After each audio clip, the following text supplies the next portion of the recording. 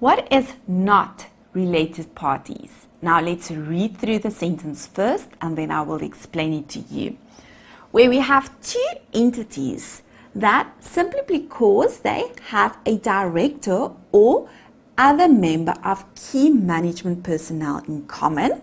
Guys, therefore when you look at our picture, we have the same director for two entities. They share the same director between entity number 1 and entity number 2. Or because of a member of key management personnel of one entity that has significant influence over the other entity. Therefore, in our picture, for example, if our person has significant influence over entity number 2, this will not mean that there is a related party transaction between entity 1 and entity 2 and our person. Then number 2, where we have two joint venturers simply because they share joint control of a joint venture. Now guys, do not get confused with paragraph 9. In paragraph 9, we've indicated that where we have a third party that has a joint venture number 1 and significant influence, therefore joint venture number 2. This will result in these entities being related. Now, the standard indicates to us where we have two joint venturers simply because they share joint control of a joint venture. Therefore, we have our JV, and our JV is earned by our joint venture number 1 and joint venture number 2. Therefore, entity 1, entity 2, and our JV is earned by these two entities. This does not directly mean that they are related parties in terms of IAS 24. Now guys, your personal opinion unfortunately does not matter in this one. My opinion, I think they are related, but okay, we need to follow the rules of IAS 24.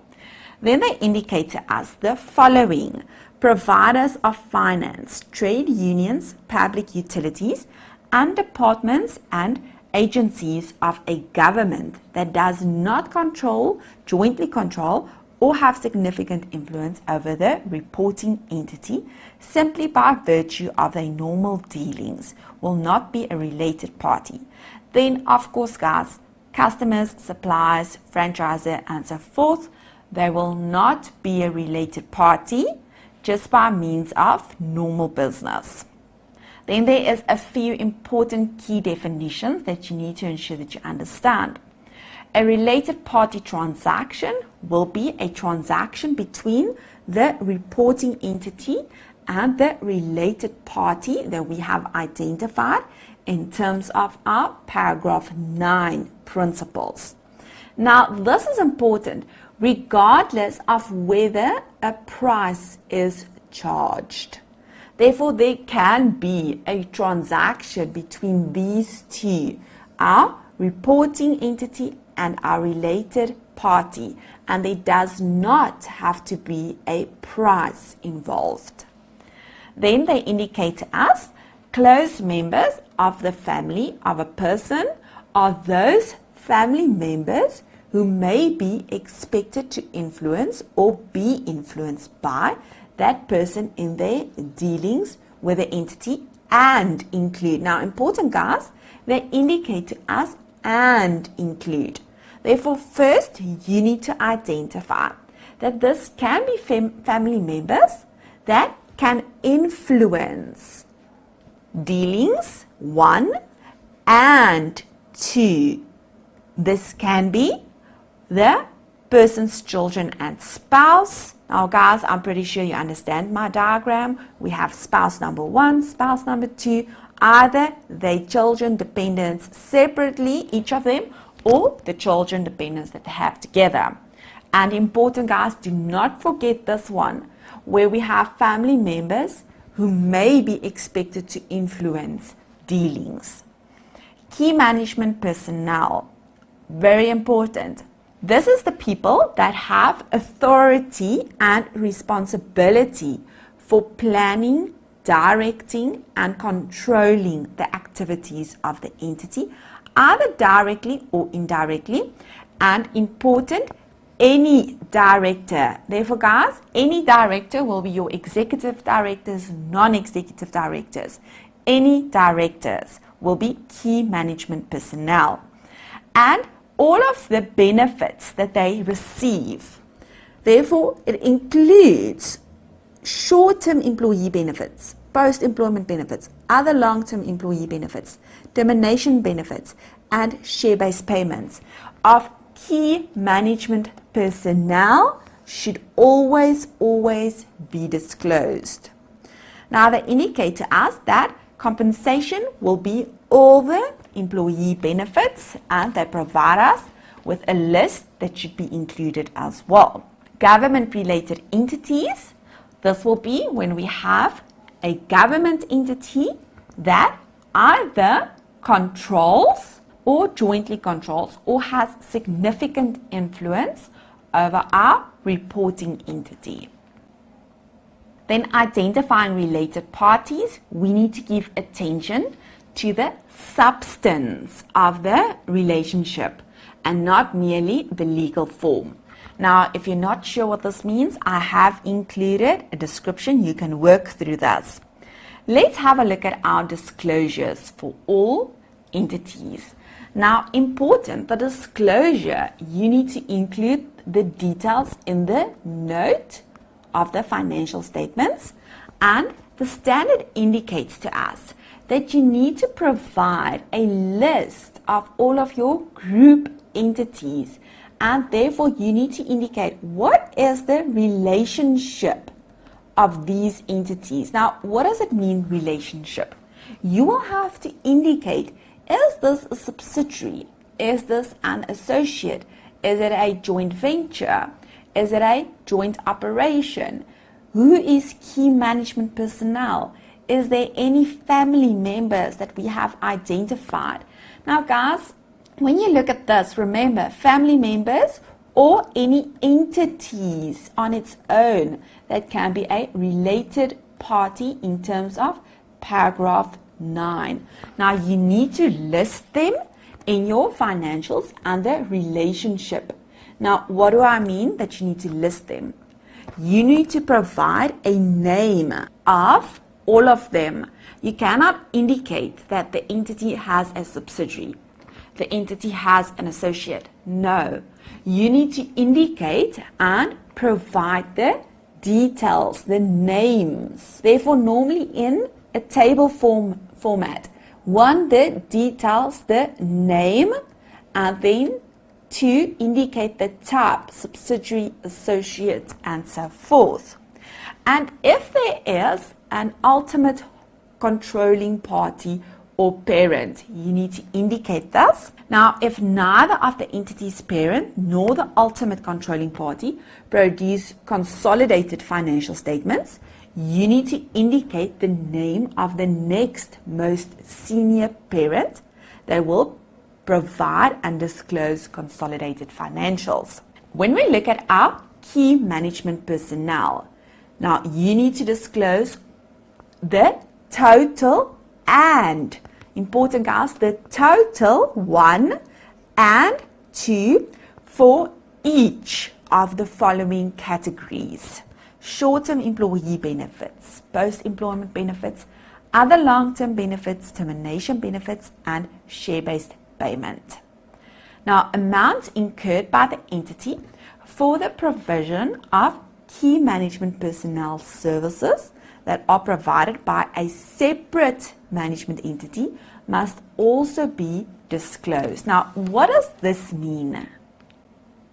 For example, if we have an entity that provides the services, now guys, remember, what is the service provided by key management personnel? This is to be part of key decisions of our reporting entity. Therefore, if we have an entity that fulfills that role of key management in the firm, we need to disclose the amount being paid to this entity as well in the financial statements. Now, normally my recommendation with disclosure is rather include more information than less. Remember, the purpose is for your financial statements to indicate to the readers if there is any possibility of the statement of financial position or profit and loss amounts being incorrectly presented. Paragraph 18 indicates to us if an entity has had related party transactions during the period, it shall disclose the nature of the related party relationship. Therefore, the relationship is this a subsidiary, associate, JV, and so forth, as well as information about those transactions and any outstanding balances, including commitments. Now, if we look at a basic example where we have a parent that has control over a subsidiary, the parent sells goods to the value of 100,000 to the subsidiary. Therefore, in the records of our parent, we will debit debtors, and this debtor account will relate to the subsidiary, and credit sales. We will debit inventory in the subsidiary's records and credit creditors, and this creditors account will relate to our parent. Now, the standard indicates to us that first we need to disclose the relationship, the fact that our parent has a subsidiary, and normally we include the percentage as well as our NCI percentage in terms of IFRS 12.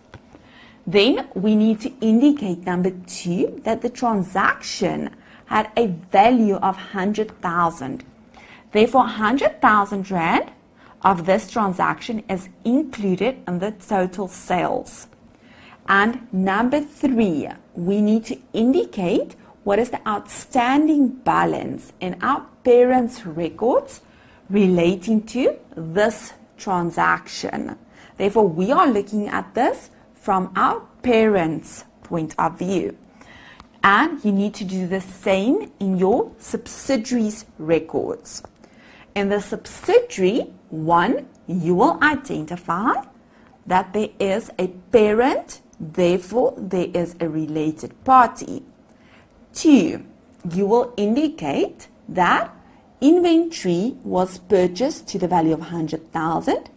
And number 3, that there is still an amount owing to the parent.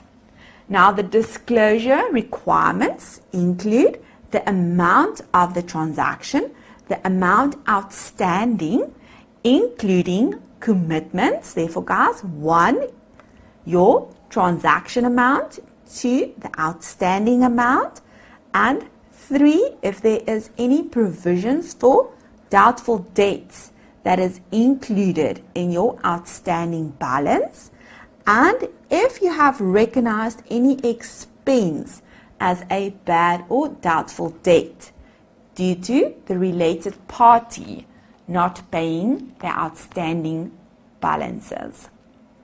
Paragraph 19. Now, important, the disclosure requirements shall be made separately for each of the following categories. Guys, therefore remember, you will first have to identify, is there a related party? Yes. Then you need to identify, is there a transaction between our related party? And 3, what is the outstanding balance?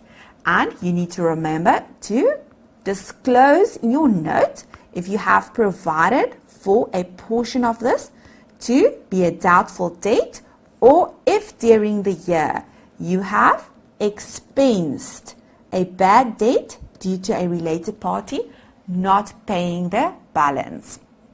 Then disclosure relating to government related entities. Please work through these 3 paragraphs and let me know if you have any questions.